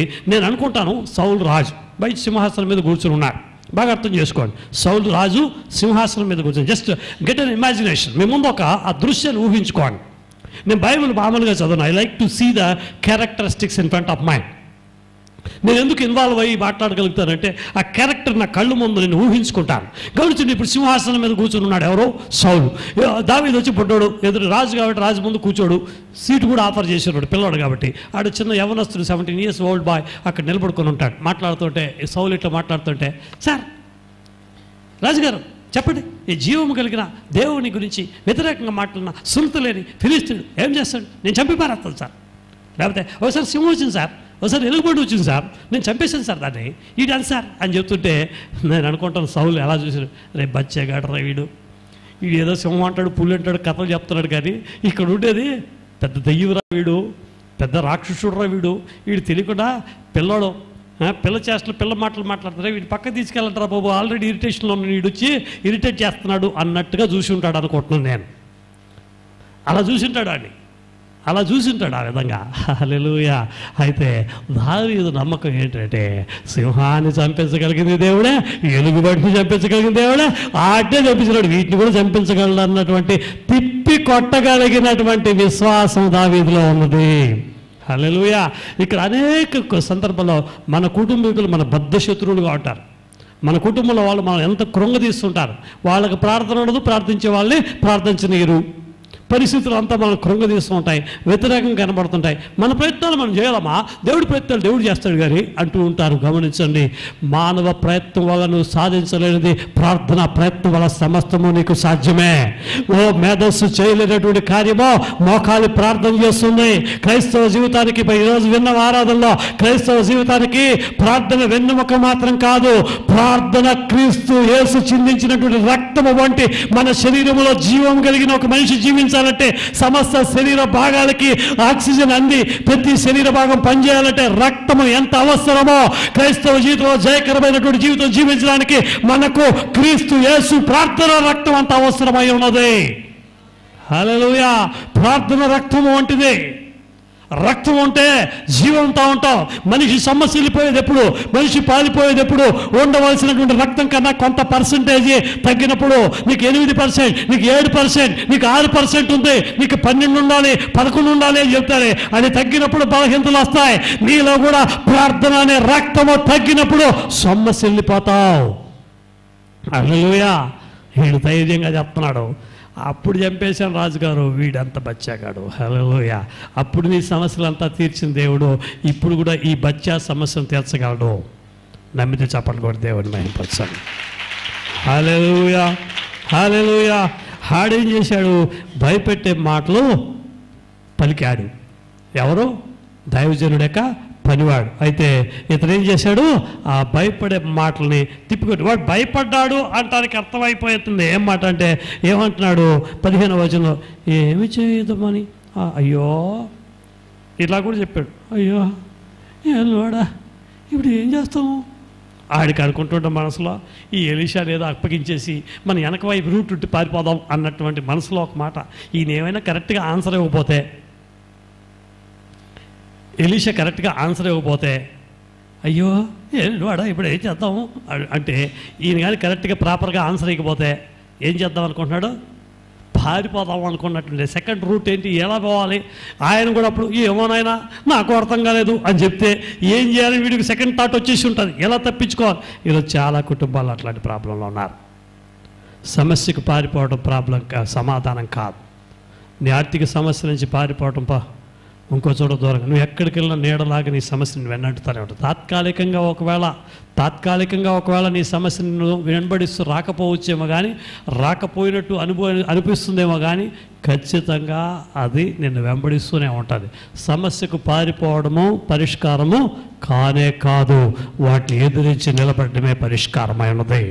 ఆర్థిక సమస్యను, అది వ్యాధైనా బాధైనా నువ్వు ఎదిరించు, అపవాదిని ఎదిరించు, వాడు పారిపోతాడు. హల్లెలూయా. ఇక్కడ ఏం చేశాడు దైవజనుడు? వాడు అవిశ్వాసంతో భయం కలుగు చేసే మాటలు మాట్లాడినా దైవజనుడు ఏం చేశాడు? వాటిని త్రిప్పికొట్టాడు. 16వ వచనంలో అదే ఎందుకు అని అడిగితే సవాలుకు ప్రతి సవాలు విసురుతారు. 16వ వచనం చదువుదాం. అతడు భయపడవద్దు, మన పక్షమునున్నవారు వారికంటే అధికులై ఉన్నారని చెప్పి యెహోవా ఏమంటున్నారు? మన పక్షాన ఉన్నాడు, వాళ్ళకంటే అధికులు. హల్లెలూయా. అది ఎంత ధైర్యం అండి. ఒకసారి కళ్ళు మూసుకోండి, అందరం కళ్ళు మూసుకోండి. చెప్పిన మాట వినాలి. కళ్ళు మూసుకున్నారా? ఇప్పుడు మీకు భయము, కలవరము, ఆందోళన ఏంటో అర్థం కాదు అన్నట్టు ఆ సమస్యను ఒకసారి జ్ఞాపకం చేసుకోండి. మీకు ఏ విషయం కృంగదీస్తూ ఉంది? అట్లా నిద్రలోకి వెళ్ళిపోకండి. మీకు ఏ విషయం కృంగదీస్తూ ఉంది? ఏ విషయం నిమిత్తం మీరు ఆలోచిస్తున్నారు? ఏది మీకు భయం కలిగజేస్తుంది? ఏది కలవరం కలిగజేస్తుంది? ఒకసారి జ్ఞాపకం చేసుకోండి. ఈరోజు దేవుడు వాటిలో మీకు గొప్ప విడుదల ఇవ్వబోతున్నాడు. నేను వీరికి ఉత్తరం ఇచ్చేదను, ఇశ్రాయేలు దేవుడు అయినట్టు నేను వీరిని విడనాడను అని సెలవిచ్చిన దేవుడు అంటున్నాడు. ఒకసారి జ్ఞాపకం చేసుకున్నారా? జ్ఞాపకం వచ్చిందా మీకు అందరికీ? ఇప్పుడు నేను చెప్పే మాట చెప్పండి. వాటికన్నా నా పక్షాన ఉన్న దేవుడు గొప్పవాడైనాడు. వాళ్ళ సైన్యం కన్నా నా దేవుడి సైన్యం గొప్పది. వాళ్ళ దగ్గర ఉన్న సొమ్ము కన్నా నా దేవుడు నా కొరకు నియమించిన సొమ్ము గొప్పదే. హల్లెలూయా. ఆ మాట చెప్పండి, ధైర్యంగా చెప్పండి. ఇప్పుడే దేవుని యొక్క శక్తి మిమ్మల్ని కమ్ముకోబోతుంది. దేవుని యొక్క శక్తి మిమ్మల్ని కమ్ముకోబోతుంది. హల్లెలూయా. సమస్యకు గమనించండి, ఎప్పుడు కూడా సమస్యలు మనం ఓడిపోకుండా ఉందంటే ప్రతి సవాలు విసరగలగాలి. రెజ్లింగ్ తెలుసా మీకు? రెజ్లింగ్ కుస్తీ పోటీలు వినంటారు కదా, కుస్తీ పోటీలు. రెజ్లింగ్ పోటీలు అంటే ఇద్దరు కుస్తీ పోటీ వాళ్ళు పోట్లాడుకుంటూ ఉంటాయి. గమనించండి, వాళ్ళు నాకు ఎందుకు అరుస్తారు నాకు అర్థమయ్యేది కాదు. ఎందుకు అరుస్తారు అర్థం కాదు. వీడు బ్యాడ్ వాడు బ్యాడ్ అడుతాడు. వీడు మొఖాలే మామూలుగా చూడలేము. ఎంత భయంకరంగా ఉంటుంది పర్సనాలిటీలు. అంత భయంకరమైన పర్సనాలిటీ. 2 కొండలు గుద్దుకున్నట్టుంటాయి. ఇద్దరులో ఎవడు గెలుస్తాడో తెలియదు. 2 పర్వతాలు ఢీకొట్టున్నట్టుగా ఉంటాయి. వాడు వీడు పోట్లాడుకుంటుంటే ఎవడు గెలుస్తాడు? మనం ఎవరిని ఇప్పుడు ఇండియన్ క్రికెట్ టీం అయితే ఓడిపోతారని, లేదా ఆస్ట్రేలియా టీం అయితే డెఫినెట్గా గెలుస్తారని. ఎన్నో బెట్టింగ్లో మనకి ఎప్పుడైనా ఫ్లూక్గా గెలుస్తూ ఉంటాం. జనరల్గా ఓడిపోవడమే. మన పక్షాన మనం ఓడిపోతాడు పందెం కడితే మన అందరూ గెలిపిస్తారు మన వాళ్ళు. అయితే ఇక్కడ ఈ రెజ్లింగ్ జరుగుతున్నప్పుడు మాత్రమో ఆ కుస్తీ పోటీలో ఉన్నటువంటి వాళ్ళు, ఉదాహరణ కుస్తీ పోటీ అనుకున్నాం, వాడు 2 కొండలు కొట్టుకోవడం అంటే ఎవడు గెలుస్తాడు, వీడు గెలుస్తాడు, వాడు గెలుస్తాడు తెలియదు. ఎప్పుడో చిన్నప్పుడు మా ఇంటి దగ్గర ఒక ఆయన ఉన్నాడు, ఆయన చెప్పాడు, కృష్ణ అనేసి ఒక ఆయన మా ఊళ్ళో మంచి కుస్తీ పోటీ వీరుడు. ఆయన ఇప్పుడు మాకు జోహర్ అన్నప్పుడు ఆయన చెప్పేవాడు ఏమంటే, కుస్తీ పోటీలు అన్న ఎందుకని నన్ను అరుచుకుంటారు, ఇటు కొట్టుకుంటారు, మేమంతా సన్నగా పక్కగా పిల్లగా ఉండేవాళ్ళం. మేము ఆయన పక్కన నిలబడాలంటే మేము బాగా చాలా కనబడిపోతాం. మేము ఎందుకని అలా కొట్టుకుంటారు, ఎందుకని అరుస్తారు, అలా తొడగొట్టుకుంటారు, ఎందుకని మా రాయలసీమలో అందుకు తొడగొడతారు, ఎందుకన్నా అలా కొడతారు అంటే, అదేం లేదురా, ఎదుటి మనిషిని మనం అరిచి గట్టిగా గీ పెట్టి ఘీంకరించేటప్పుడు, గర్జన చేసేటప్పుడు వాడికి భయం కలుగుతుంది. ఆ భయంలోనే మనం వాడి మీద నైతికంగా గెలుస్తాంరా, అందుకే ఇలా గట్టిగా అరుస్తాము. గమనించండి, మీ మీద కూడా శత్రువు అనేక రకాలైన తంత్రాలు తీసుకొస్తాడు, ఎన్నో భయంకరమైన పరిస్థితులను తీసుకొస్తాడు. వాటిలో మనం గట్టిగా చెప్పాలి, మా పక్షాన ఉన్నవాడు నీకన్నా గొప్పవాడు, ఈ లోకంలో ఉన్నవాడి కన్నా నాలో ఉన్నవాడు గొప్పవాడు అని గట్టిగా చెప్పడం అంటే మైక్ తీసుకొని స్టేజ్ ఎక్కి గట్టిగా చెప్పడం కాదు. ఆ భయము ప్రకంపనలు కలుగు చేసిన వాటిని తిప్పికొట్టే ధైర్యంతో మాట్లాడాలి. ఏమా ఇదేం చేస్తుంది? ఆ రోజు ఏమీ లేని రోజులో నుంచి నా దేవుడు నన్ను కాపాడాడు. ఈరోజు ఈ సమస్య నన్ను ఏం చేస్తుంది, ఈ పరిస్థితి నన్ను ఏం చేస్తుంది, ఈ పరిస్థితి నాకేం చేస్తుంది అని చెప్పే ధైర్యం నీకు ఉండాలి. విశ్వాస జీవితంలో మనం సంవత్సరాలు గడిచే కొద్దికి మనము దేవుని యందు ఎక్కువ బలాన్ని పొందుకుంటూ వెళ్ళాలి. జీవించినంతకాలం ఏదో ఒకటి వస్తూనే ఉంటుంది. ఏదో ఒక దుమ్ము ధూళి రోడ్డు మీదకి వెళ్తే ఏదో దుమ్ము ధూళి చెత్త చెదారం మన మీద పడతానే ఉంటుంది. వాటిని చూసి భయపడటం కాదు, వాటిని ఎదిరించే ధైర్యం మనకు ఉండాలి. దేవునికి స్తోత్రం చేద్దాం. హల్లెలూయా. ఇక్కడ సవాలు వచ్చినప్పుడు దాన్ని అక్కడ సిరియా సైన్యం వచ్చి ఎలీషాను పట్టుకెళ్ళడానికి సవాలు విసిరినప్పుడు ఇక్కడ ఏం చేశాడంటే తిప్పికొట్టాడు. హల్లెలూయా. తిప్పికొట్టినట్టుగా మనం చూస్తున్నాం. అక్కడ మొదటి సమయాల గ్రంథంలో మనం చూసిన 17వ అధ్యాయము 46వ వచనం చదివితే, మొదటి సమయాల గ్రంథము 17వ అధ్యాయం 46వ వచనంలో, యెహోవా నిన్ను నా చేతికి అప్పగించును, నేను నిన్ను చంపి నీ తల తెగవేతును. ఎంత చూడు, హరే పిచ్చోడా, ఎందుకు అట్లా అరుస్తావు, కుక్కలాగా అరుస్తాయట్రా. ఎందుకంటే దావీదుని చూసి అక్కడ గొల్లియాతు అంటు, నేనేమన్నా కుక్కనా? నేను మళ్ళీ ఇక్కడ ఇమాజినేషన్లోకి వెళ్ళిపోయా. ఆడేమంటున్నాడు, గొల్లియాతు దావీదుని చూసి, ఇక్కడ కర్ర ఎత్తుకుని వస్తుంటే, మనం కర్ర తీసుకుని వస్తుంటే రాళ్ళు, చిన్న రాళ్ళు అవి తీసుకొని ఒడిసిలా కుక్కని దేంతో కొడతాం మనం, పెద్ద ఆయుధాలు తీసుకెళ్తాం మనం, బల్లెము బాణం తీసుకెళ్తాం. కుక్కను తరగటానికి, ఊర కుక్కను తరగటానికి ఏం తీసుకెళ్తాం? అంటాం గట్టిగా. ఒకసారి అన్నం మీరు మంచి బిర్యానీ తినేటప్పుడు కుక్క వస్తే ఎట్లా మాట్లాడతారు చెప్పండి, ఎలా మాట్లాడతారు చెప్పండి? కుక్క ప్లీజ్ గో, ప్లీజ్ కుక్క పోవే, నేను బిర్యానీ తింటున్నాను. ఆయన వచ్చి అని ఎలా చెప్తారు చెప్పండి ఒకసారి. ప్రేమతో చెప్తారు. పెంచుకునే కుక్క అయితే ప్రేమకథ చెప్తాం. ఊర కుక్క వచ్చింది, అది గజ్జి కుక్క వచ్చింది అనుకోండి, ముఖంలో దాని ఎక్స్ప్రెషన్ అంతా పెట్టి ఎట్లా చెప్తా, తలిపిరా మళ్ళీ వచ్చిన. ఇక్కడ నేను అనుకుంటాను, గొల్లియాతు దావీదు దగ్గర, నాకు ఒక ఇమాజినేషన్, దావీదు దగ్గర అంటున్నాడు ఏమని, నేనేమన్నా కుక్కనా అంటే నేను అనుకుంటాను దావీదు వాడిని ఎలా చూసిటాడు, ఊరకొకలాగా చూసిటాడు. ఫిలిస్తీన్ ఎలా చూసింటాడు, ఒక ఊరకొకలాగా చూసింటాడు. అందుకే వాడు అంటాడు నేనేమన్నా కుక్కనా అంటాడు. అప్పుడు ఆడ అండమే తరువాయి ఈడంటాడు, రే ఈరోజు నీ తల తెగ నరుకుతాను రా, ఈరోజు నీ తల తెగ నరుకునేస్తాను రా అంటే, వాడు వచ్చేదే వీడిని చంపడానికి. వాడితో ఏమంటున్నాడు, సవాలుకు ప్రతి సవాలు అంటాడు. చేతిలో ఉన్నదేమో రాళ్ళు, 5 ఉన్నట్టు రాళ్ళు, అయితే అంటున్నదేమో నీ తల తెగ నరక వేస్తానంటున్నాడు. జాగ్రత్తగా గమనించండి. ఇక్కడ ఎలీషా అంటున్నాడు, అక్కడ ఉన్నదేమో సైన్యమో, మన దగ్గర ఉన్నది మహాసైన్యమో. హల్లెలూయా. గమనించండి, ఎప్పుడు కూడా అది ఆర్థిక సంబంధమైన శారీరక సంబంధమైన ఏ సమస్య వచ్చినా సమస్యను చూస్తే నువ్వు తలడిల్లిపోతావు. సమస్య కన్నా గొప్పదైన దేవుని చూడగలిగితే అది నీకు చాలా సింపుల్గా కనపడుతుంది. హల్లెలూయా.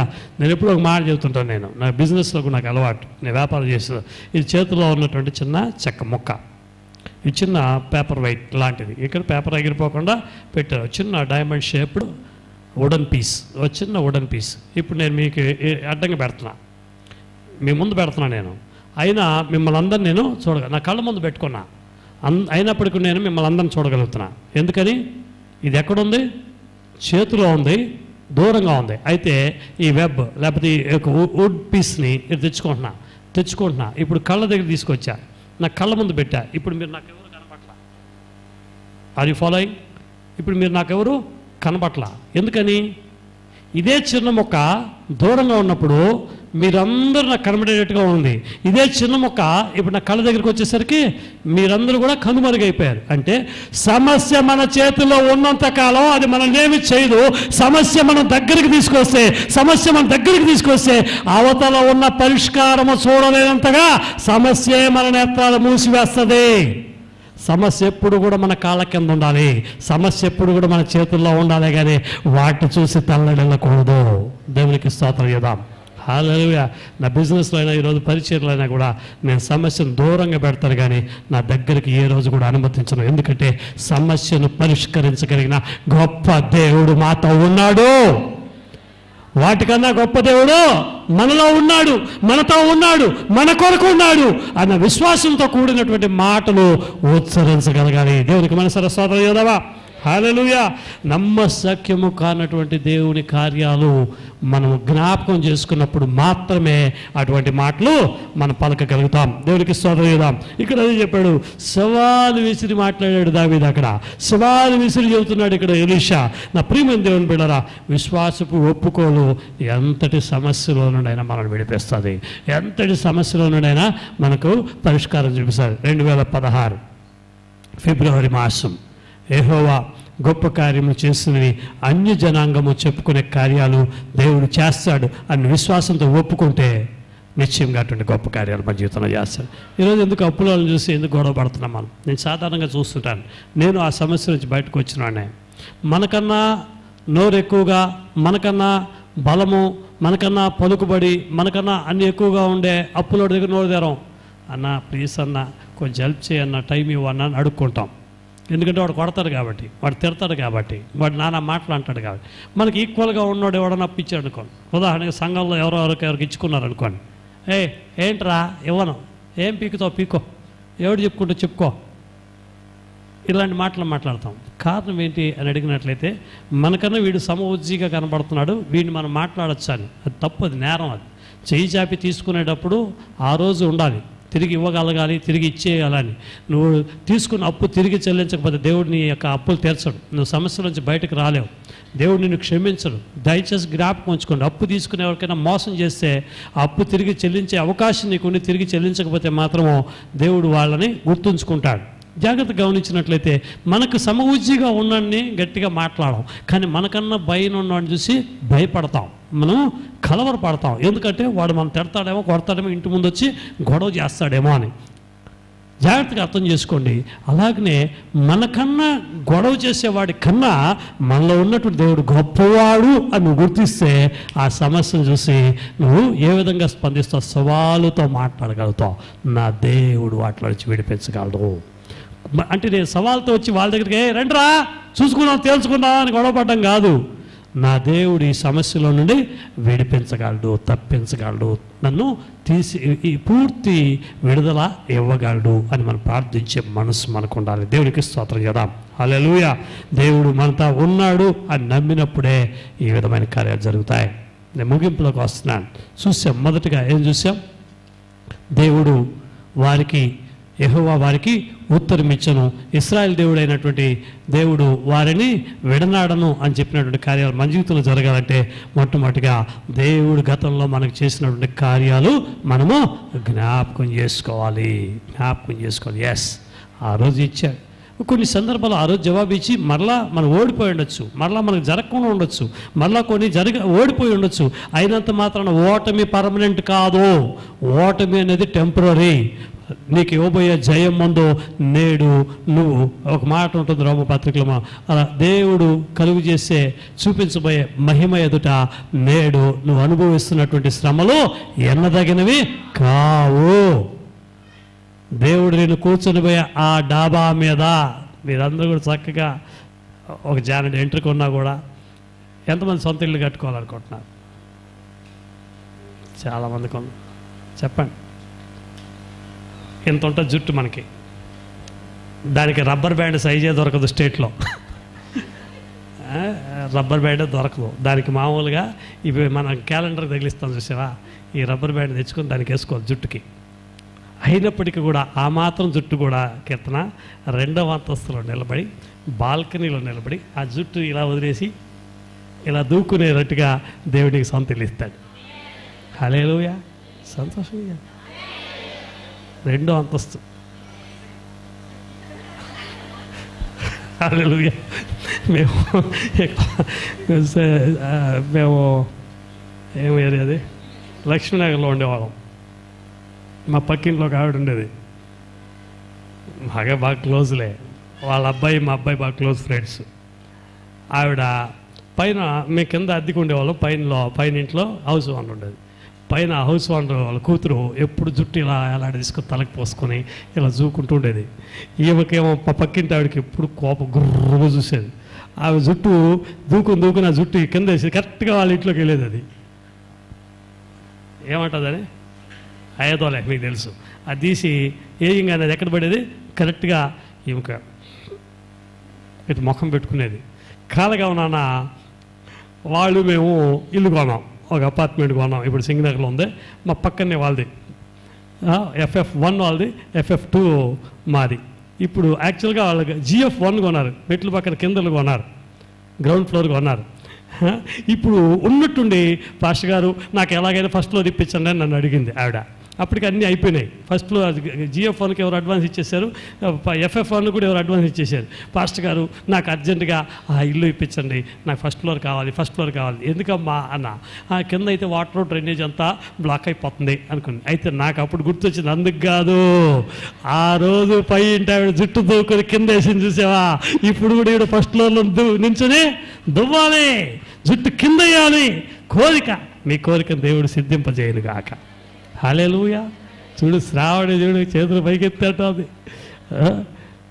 డాబా ఇస్తాడు దేవుడు. 2nd ఫ్లోర్కి వెళ్ళి దూకుందు కానీ, జుట్టు లేదు వాళ్ళు కూడా దూకోండి. దేవుడికి స్తోత్రం. హల్లెలూయా. మ్యాటర్లోకి వద్దాం. హల్లెలూయా.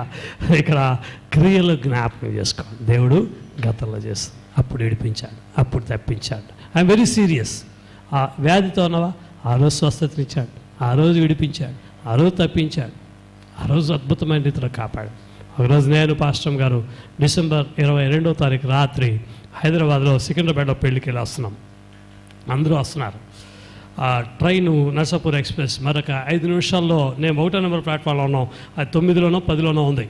నర్సాపూర్ ఎక్స్ప్రెస్ బయలుదేరడానికి సిద్ధంగా ఉంది. అనౌన్స్ చేశాడు. ఎక్కడి నుంచి ఎక్కడో ఉన్న పెళ్ళికి వెళ్ళి కారు వచ్చి అక్కడ డ్రాప్ చేశారు మమ్మల్ని. అక్కడి నుంచి వస్తున్నాం, వీళ్ళంతా వేగంగా వచ్చేస్తున్నారు. నా చేతిలో లగేజ్, ఆ పక్క ఈ పక్క లగేజ్. శామ్ చిన్నపిల్లాడు, వాడిని కూడా పట్టుకొని పరిగెత్తుకుంటూ వస్తుంటే అక్కడికి వచ్చేసరికి తీరా వీళ్ళు మీరు ఎక్కండి అని చెప్పేసరికి నా అంత పట్టేసినట్టు అయిపోయింది, ఒళ్ళంతా అయిపోయింది. నాకు అసలు చెమటలు బట్టి ఇంకా ట్రైన్లోకి ఎక్కుతానో ఏమవుతుందో తెలియదు. అలా వచ్చి లోపల వచ్చి కూర్చోగానే మొత్తం ఇంకా టోటల్ ఎనర్జీ లాస్ అయిపోయి అట్లాగే సమస్యలు గుండె పట్టేసినట్టు పరిగెత్తుకుంటూ వచ్చి, ఎక్కడ 1వ నెంబర్ ప్లాట్ఫామ్, ఎక్కడ 9వ నెంబర్ ప్లాట్ఫామ్, అంత దూరం పరిగెత్తుకుంటూ వచ్చి వీళ్ళంతా ముందుగా వచ్చారు. వీళ్ళే ట్రైన్ లోపలికి వెళ్ళిపోయారు. వచ్చి అలా పరిగెత్తుకుని లగేజ్తో పాటు లోపలేసి కూర్చోగానే అయిపోయింది. ఇంకా అంతా చాలా తలడిల్లిపోతున్నాను. ఇంకా అయిపోయింది నా పరిస్థితి. అంతా చూసి ఏమైంది అని అంటారు. ఒకవైపు మానస, ఇంకోవైపు పాస్టర్ గారు, ఏమైపోయింది శామ్ చిన్నపిల్లాడు, వాడికి ఏం అర్థం కావట్లేదు. ఇంకా అంత డిప్రెషన్, అంత భయంకరమైన పరిస్థితి. ఏదో ఒక తెలియని ఒక బలం, నా దేవుడు నాకు ధైర్యాన్ని ఇచ్చి బలాన్ని ఇవ్వగలడు. అట్లాంటి పరిస్థితిలో ఉన్న పడక కొద్ది నిమిషాల్లో తేరుకొని మళ్ళీ మంచి బలం పొంది రైలు బయలుదేరేసింది. అప్పటికి రైలు చైన్ లాగి నన్ను హాస్పిటల్కి తీసుకెళ్లాలన్నంత బలహీనత ఏర్పడింది నాకు. అయితే దేవుడు అద్భుతమైనటువంటి బలాన్ని అలా దయచేసి పరిశుద్ధ దేవుడు చెబుతున్నాడు. గతంలో ఎన్ని వ్యాధులు వచ్చినాయి, గతంలో ఎన్ని బాధలు వచ్చినాయి, గతంలో ఎన్ని శారీరక సంబంధమైనటువంటి బలహీనతలకు వచ్చాయి, ఆ రోజు కాపాడినటువంటి కాపాడినటువంటి దేవుడు ఈ రోజు కూడా కాపాడగలడు. అప్పటికన్నా కాలేబు అంటాడు, 40 ఏళ్లలో నాకు ఎంత బలం ఉందో, 80 ఏళ్ళు వచ్చింది నాకు, ఇప్పుడు కూడా అదే బలమైన కార్యాలను చేయగలను. నువ్వు వయసు పైపడుతుంది కదా అని నువ్వు కలవరపడకు, వయసు దిగజారిపోతుందని అనుకోకు. దేవుడు కాలేబు ఆరాధించినటువంటి దేవుడు నీకు నాకు మనకు దేవుడై ఉన్నాడు. అటువంటి శక్తితో మనల్ని కూడా నింపుతాడు. హల్లెలూయా. ఆ క్రియలు జ్ఞాపకం చేసుకోవాలి. రెండోదిగా చూస్తే భయపెట్టే మాటలు, మన చుట్టూ భయపెట్టే మర్యాదగా నోరు మూసుకోరాయి. నేను ఏ విషయంలో అయినా కొట్టను, కానీ ఈ విషయంలో మాత్రం కొడతాను. భయపెట్టే మాటలు మాత్రం మాట్లాడితే తంతాను. భయపెట్టే మాటలు మాట్లాడితే మాత్రం నేను ఇంట్లో తరివేస్తాను. చెప్పండి, మిమ్మల్ని అవిశ్వాసపు మాటలు మాట్లాడి మిమ్మల్ని ఎవరైనా సన్నగిలు చేస్తుంటే, మీ యొక్క విశ్వాసాన్ని ఎవరైనా బలహీనపరచడానికి ప్రయత్నం చేసే మనుషులు ఎవరైనా ఉంటే వాటిని తిప్పి కొట్టండి. వాళ్ళకేం తెలుసండి దేవుని వాక్యపు శక్తి, వాళ్ళకేం తెలుసండి దేవుని వాక్యం ఏం చేస్తుందో. సముద్రపు అట్టడుగు పొరల్లో నేను నశించిపోతున్నాను దేవుడా అని సముద్రపు అట్టడుగు పొరల్లో తిమింగలం కడుపులో నుంచి మొరపెడితే నా దేవుడు ఆకాశం అందున్నటువంటి దేవుడు ఆ ప్రార్థనకు ఆలకించి తిమింగలం నోట్లో ఉన్నటువంటి యోనాను గట్టు మీద కక్కి వేసినట్టు అట్టడుగు పొరల్లో నలిగిపోతున్నటువంటి నీ జీవితంలో ఉన్నటువంటి ఆ సమస్యల నుండి విడిపించడానికి నా దేవుడు అక్కడ నుండి నీ ప్రార్థన ఆలకించే దేవుడు నీకున్నాడు. తిప్పికొట్టే మాటలు మీరు నేర్చుకోండి. మీ విశ్వాసాన్ని సన్నగిలు చేసే మాటలు ఎవరైనా మాట్లాడితే వాటి తిప్పికొట్టండి. సవాలుకు ప్రతి సవాలు చేయగలిగినటువంటి రీతిలో దేవుడి యొక్క శక్తి మీద మీరు పూర్తిగా ఆధారపడండి. ఎలీషా దేవుడు మన దేవుడు అయినాడు, దావీదు దేవుడు మన దేవుడు అయినాడు. ఏ విధంగా అయితే గొల్యాతు మీదకు అతను విసినటువంటి సవాళ్లకు అతను ప్రతిగా చెప్పగలిగాడు, అటువంటి రీతిలో. మూడవదిగా మనం చూసాము ఏంటి, సవాలుకు విశ్వాసంతో స్పందించాం. చివరిగా చూసినట్లయితే ఇక్కడ 17వ వచనం చదువుకొని ముగించుకుందాం. యెహోవా వీడు చూచినట్లు దయచేసి వీని కండ్లను తెరవమని. చాలు, చివరిగా అతడు ప్రార్థన మీద ఆధారపడ్డాడు. హల్లెలూయా. ఎలీషా ఏం చేశాడు? ప్రార్థన చేశాడు. మనం ఎన్ని చేసినా మొదటి మూలవాక్యం ఏం చదువుకున్నాం? యెహోవా వారికి ఉత్తరం ఇచ్చెను అంటే ప్రార్థనా శక్తి మీద మనం ఆధారపడాలి. ఇశ్రాయేలు దేవుడు అయినటువంటి దేవుడు వారికి విడనాడను అని చెప్పాడు. ఇక్కడ కూడా ఎలీషా ఏమని ప్రార్థన చేశాడు? వీడి కళ్ళు తెరవమని ప్రార్థన చేశాడు. ఈ రోజున దైవ సేవకులమైనటువంటి మేము మీ కొరకు ఏం ప్రార్థన చేస్తామంటే, సంఘం యొక్క నేత్రాలు తెరవండి, దేవుని యొక్క శక్తిని చూసేలాగా నేత్రాలు తెరవండి, దేవుని యొక్క శక్తివంతమైన కార్యములు చూసేలాగా మీరు నేత్రాలు తెరవండి. హల్లెలూయా. పరిశుద్ధాత్మ దేవుడు చెప్తాడు, వారి బలం గుర్రాలు రథాలే, మీ బలము అగ్ని గుర్రము అగ్ని రథాలు ఉన్నాయి.